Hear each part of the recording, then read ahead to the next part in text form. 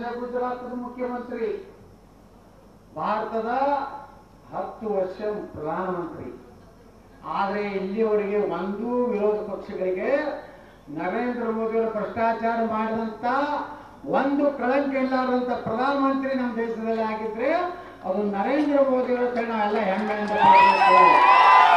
ಕಾಂಗ್ರೆಸ್ ಆಡಳಿತ ನೋಡಿದ್ರಿ, ಮನಮೋಹನ್ ಸಿಂಗ್ 10 ವರ್ಷದಲ್ಲಿ ಎ ಟು ಜಡ್ ಅಂದ್ರೆ ಏದಿಂದ ಚಾಲುವಾಗಿ ಜಡ್ ತನ ಎಲ್ಲ ಅಲ್ಫಾಬೆಟಿಗೆ ಒಂದೊಂದು ಹಗರಣ ಮಾಡಿದ್ರು.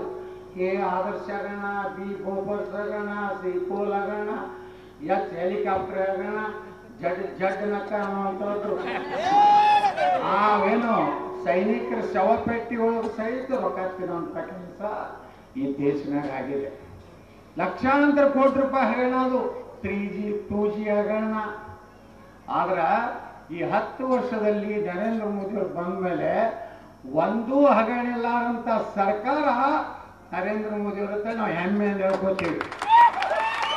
ಕಾಂಗ್ರೆಸ್ ಅವರು ಹೇಳ್ತಾರ ನರೇಂದ್ರ ಮೋದಿ ಹೆಸರಿಗೆ ಓಟ್ ಬಿಡ್ತಾರಂತೆ. ನೀವ್ ಯಾರ ಹೆಸರಿಗೆ ಬಿಡ್ತೀರಪ್ಪ? ಹೌದು, ನಮ್ಮಲ್ಲಿ ನರೇಂದ್ರ ಮೋದಿ ಅನ್ನೋಂತ ಒಬ್ಬ ನಾಯಕ ಅದಾರ, ಒಬ್ಬ ಉಕ್ಕಿನ ಮನುಷ್ಯ ಅದಾರ. ಹೇಳ್ತಾರೆ ನರೇಂದ್ರ ಮೋದಿ ಅವರು ಮನೆ ಬಾಗಿಲು ಕೊಡದಲ್ಲಿ ಹೇಳಿದ್ರು, ನಮ್ಮ ಕಾಲಿಕೆದರಿ ಜಗಳಕ್ಕೆ ಬಂದ್ರೆ ಗರ್ಮೆ ಗುಸ್ಕೆ ಮಾರಂಗೆ, ನಮ್ಮ ದೇಶನಾಗ ಏನಾರ ಕೈ ಹಾಕ್ಲಕ್ ಬಂದ್ರಂದ್ರ ಮನಿ ಹೊಕ್ಕು ಹೊಡಿತೀವಲ್ಲ ಅಂತ ಹೇಳುವಂತ ಪ್ರಧಾನಮಂತ್ರಿ ನರೇಂದ್ರ ಮೋದಿ ಅವರು.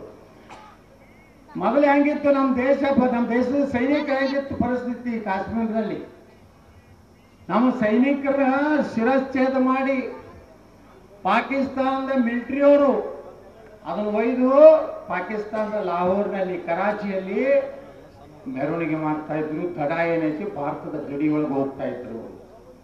ಆದ್ರೆ ಇವತ್ತು ನಮ್ಮ ಭಾರತ ಒಬ್ಬ ಸೈನಿಕನ ಕೈ ಹತ್ತಿರ 10 ಮಂದಿನ ಹೊಡೆಯೋಣಂತ ಆದೇಶ ಕೊಟ್ಟಂತವ್ರು ಯಾರಾದ್ರೂ ಪ್ರಧಾನಮಂತ್ರಿ ಇದ್ರು ನರೇಂದ್ರ ಮೋದಿ ಅವರು. ಪುಲ್ವಾಮಾದಲ್ಲಿ 40 ನಮ್ಮ ಸೈನಿಕರ ಮೇಲೆ ಬಾಂಬ್ ಸ್ಫೋಟ ಆಯ್ತು.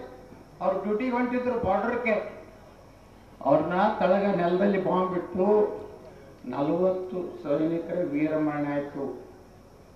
ಆದ್ರೆ ನರೇಂದ್ರ ಮೋದಿ ಅವರು ಹಿಂದಿನವರಂಗೆ 2 ದಿವಸ ಸಂತಾಪ ಮಾಡಿ ಕ್ಯಾಂಡಲ್ ಹಚ್ಚಿ ಅವ್ರ ಮ್ಯಾಗ ರಾಷ್ಟ್ರಧ್ವಜ ಹಾಕಿ ಅಂತ್ಯಕ್ರಿಯೆ ಮಾಡಲಿಲ್ಲ. ಆ 40 ಜನರ ಅಂತ್ಯಕ್ರಿಯೆಗೆ ಹೋದಾಗ ಪ್ರಧಾನಮಂತ್ರಿಗಳು ಆ 40 ಜನರ ಮೇಲೆ ಪ್ರಮಾಣ ಮಾಡಿದ್ರು. 24 ತಾಸಿನಾಗ ಅವ್ರು ಎಲ್ಲಿದಾರ ಅವ್ರು ಪೂರ್ತಿ ನಾಶ ಮಾಡ್ತಾರೆ ಅಂತ ಹೇಳಿ ಬಂದು ಸರ್ಜಿಕಲ್ ಸ್ಟ್ರೈಕ್ ಮಾಡಿದ್ರು.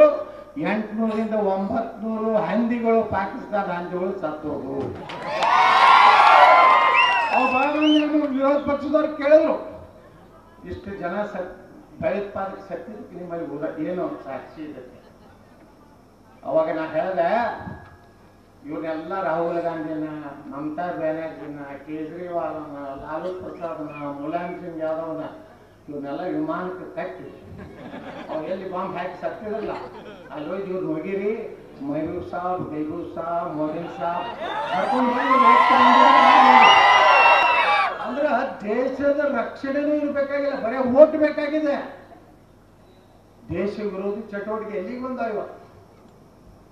ವಿಧಾನಸೌಧದೊಳಗೆ ಪಾಕಿಸ್ತಾನ ಪರವಾಗಿ ಘೋಷಣೆ ಕೊಡ್ತಾರೆ. ಕಾಂಗ್ರೆಸ್ ಮುಖ್ಯಮಂತ್ರಿ ಸಿದ್ದರಾಮಯ್ಯನವರು ಹೇಳ್ತಾರೆ, ನನಗೇನು ಸರಿಯಾಗಿ ಕೆಲಸ ಇಲ್ಲ. ನಮ್ಮ ಹೋಮ್ ಮಿನಿಸ್ಟರ್ ಹೇಳ್ತಾರ, ನಮ್ಗೇನದು ಅವ್ರು ಪಾಕಿಸ್ತಾನ ಪರವಾಗಿ ಘೋಷಣೆ ಕೊಟ್ಟಿಲ್ಲ, ಅವ್ರ ರಾಜ್ಯಸಭಾಗೆ ಆರಿಸಿ ಬಂದ ಹೆಸರು ಕೊಟ್ಟ. ಇಡೀ ಮಾಧ್ಯಮಗಳು, ದೇಶದ ಎಲ್ಲ ಮಾಧ್ಯಮಗಳು ಅವ್ರು ಪಾಕಿಸ್ತಾನ ಪರವಾಗಿನೇ ಘೋಷಣೆ ಕೊಟ್ಟ ಅಂದ್ರೆ ಕಾಂಗ್ರೆಸ್ ಒಪ್ಪಲಿಲ್ಲ.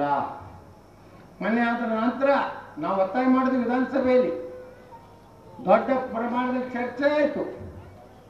ಅವಾಗ ನಾನು ಎದ್ದು ನಿಂತು ಭಾಷಣ ಮಾಡೋ ಹೇಳಿದೆ, ಈ ದೇಶದ ಅನ್ನ ತಿಂದು, ಈ ದೇಶದ ನೀರು ಕುಡಿದು, ಈ ದೇಶದ ಗಾಳಿ ಸೇರಿಸಿ ಈ ದೇಶಕ್ಕೆ ನೀವು ಇಷ್ಟ ಆಗ್ಬಿಟ್ಟು ಪಾಕಿಸ್ತಾನ ಘೋಷಣೆ ಕೊಡ್ತಾರಲ್ಲ, ಇವರೆಲ್ಲ ನಮ್ಮ ಹರಾಮಿಗಳು, ಇವರೆಲ್ಲ ತಾಯಿಗಳು ನನ್ನ ಮಕ್ಕಳು, ಹರಾಮಿ ಕೋರ ಹೇಳಿದೆ ನಾನು. ಅವಾಗ ಬಸವರಾಜ ರಾಯರೆಡ್ಡಿ ಎದ್ದಿತ್ತು, ಯತ್ನಾಡಳಿತ ಶಬ್ದ ಉಪಯೋಗ ಮಾಡಬಾರ್ದು ಗಾಂಸರು ಅರಿತರು. ನಾ ಹೇಳಿದೆ, ರಾಯರೆಡ್ಡಿ ಅವರ ಸುಮ್ ಕೊಡ್ರಿ, ನೀವಂತ್ರ ಅರ್ಧ ಮುರ್ಧ ಅದಿರಿ, ಪಕ್ಕ ಹಿಂದೂ ಇಲ್ಲ, ಪಕ್ಕ ಅದೂ ಇಲ್ಲ. ಹಂಗಾಗ ಸ್ಪೀಕರ್ ಯುಟಿ ಖಾದರ್ ಮುಸ್ಲಿಂ ಇದ್ರು ಸಹಿತ ನನಗೆ ಹೇಳಿದ್ರು ಯತ್ನಾಡ್ರೆ ಪಾಕಿಸ್ತಾನ ಪರ ಘೋಷಣೆ ಕೊಟ್ಟವ್ರ ಬಗ್ಗೆ ಯಾವ ಶಬ್ದದಿಂದ ಬೈತಿರ್ ಬೈ ನಾ ಫುಲ್ ಪರ್ಮಿಷನ್ ಕೊಡ್ತೀನಿ ಅಂತ ಹೇಳಿ ಸ್ಪೀಕರ್ ಹೇಳಿದ್ರು. ಇವತ್ತೆಲ್ಲ ನಾವು ಚಿಂತನೆ ಮಾಡಬೇಕಾಗಿ ದೇಶದ್ದು ದೇಶ ಉಳಿಬೇಕು, ನಮ್ಮ ಸನಾತನ ಧರ್ಮ ಉಳಿಬೇಕು, ನಮ್ಮ ಕುಟುಂಬ ಸುರಕ್ಷಿತ ಇರಬೇಕು. ಯಾಕಂದ್ರೆ ಭಯೋತ್ಪಾದನೆ ನೋಡ್ಲಕತ್ತಿದ್ ನಮ್ಮ ಹುಡುಗರಿಗೆ ಜೈ ಶ್ರೀರಾಮ್ ಅಂದ್ರೆ ಬಂದು ಹೊಡೆದು ಅಲ್ಲಾಹು ಅಕ್ಬರ್ ಅನ್ನತಾರೆ.